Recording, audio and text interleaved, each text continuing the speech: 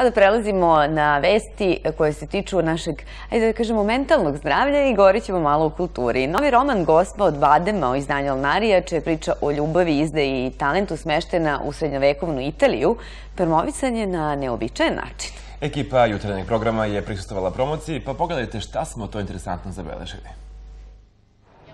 Promocija knjige Gospa od Badema Marine Fiorato održana je u subotu 7. maja ispred knjižare Vulkan u tržnom centru Ušće. Promocija te knjige održana je na nesvakidašnji način.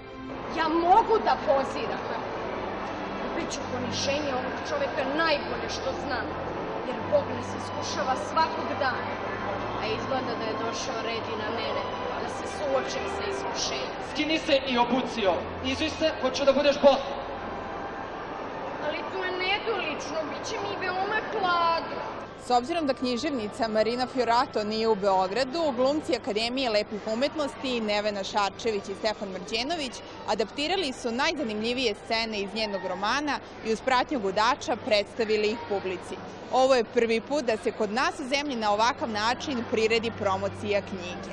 Na naša pitanja šta je to najzanimljivije u knjizi i zašto su izabrali baš te scene, odgovorili su. Po meni je najzanimljivija ta kombinacija istorijski tačnih detalja i bajkovitosti koja se nalazi u priči. Znači, sve je to vezano za pravo vreme, prava dešavanja, ratovi, Leonardo da Vinci, to njegovo to doba.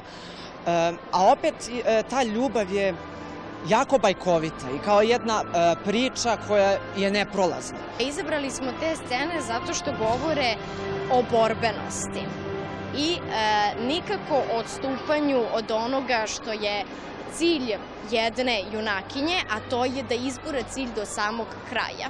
Svi koji vole da čitaju imaju priliku da uživaju u novom književnom ostvarenju.